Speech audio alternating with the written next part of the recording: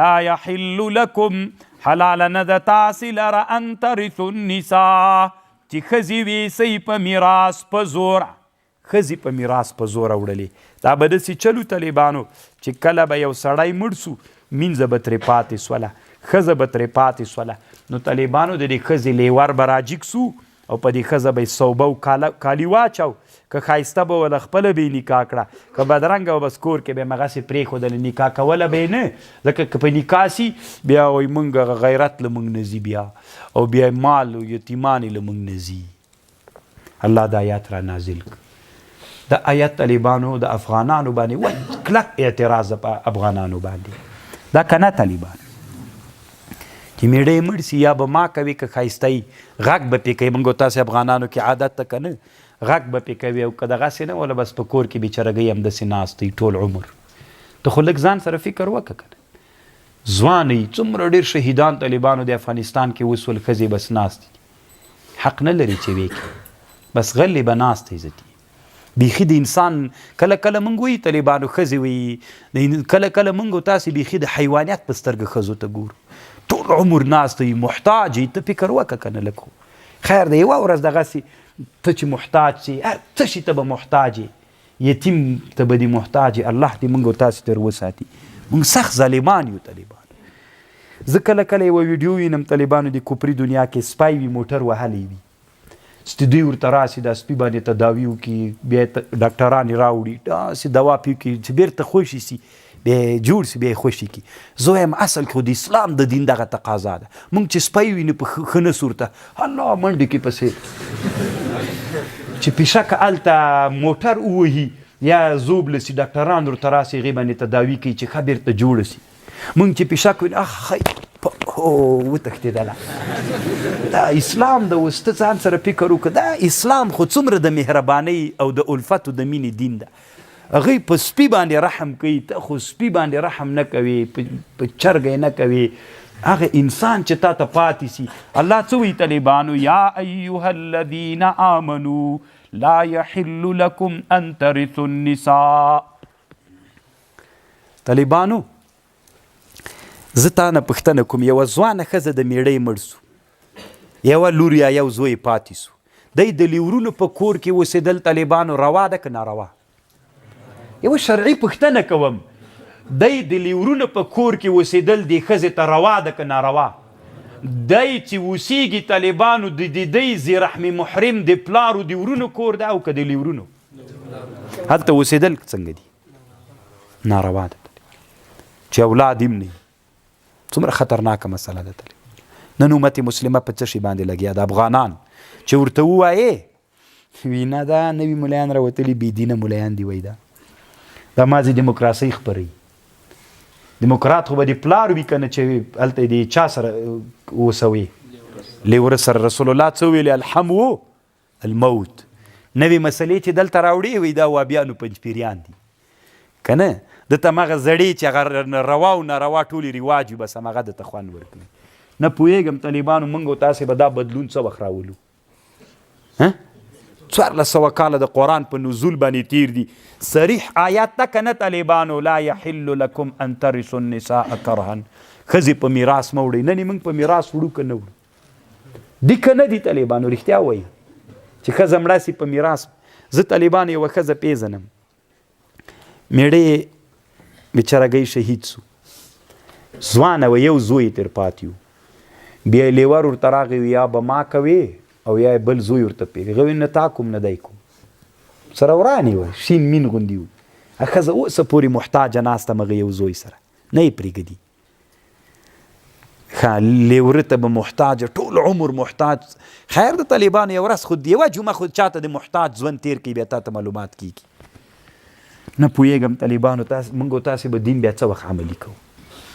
ولا تعدلوهن. که دا ښځه اوس راوځي اسلامي محکمې ته، قاضي ته راسي او قاضي ته وایي چې ما ولې دا صریح قرآن ده که نه، ولې ما نه پرېښودل کېږي؟ ټول ولس به پسې راجګ سي چې دا ښځه فاحشه ده، پرې نه ږدئ. قاضي صاحب ورته به د چا طرفداري وکړي؟ به هم د ولس طرفداري وکړي. که یې طالبانو قاضي ولا که به قاضي کې به دومره ایمان را پیدا سي بیا به ورته وایي نه ښځې کشکې داسې خوند وکړي چې قاضي یم په دې باندې د اسلام فیصله وکړي. دا ومنئ طالبانو موږ د ښځو په حق کې ډېر ظلمونه کوو. مو اراده درلوده ای میړونو استبدال د یوې ښځې په جای د بلې وآتیتم احداهن قنطارا فلا تأخذوا منه شیئا ما اخلی له دوی نه شی. یعنی یوه ښځه دی وه طلاقه دی کړله اوس د بله ښځه کوله نو اراده دی وه چې دا ښځه خوښې کې بله وکړي نو دې سره د طلاق دغسې ورکړه دومره ډېر مال چې تا دې ته ورکړی هغه بیرته ترنه اخلي چې خلع ده دغسې پرېږده. طالبانو عمر رضی الله عنه یو ورځ منبر ته وخته مسجد نبوي کې تقریر یې وکړه وي دې نه بعد به د ښځو مهر له 400 درهمو نه زیات نه وي که چا واخیسته جزا به وي.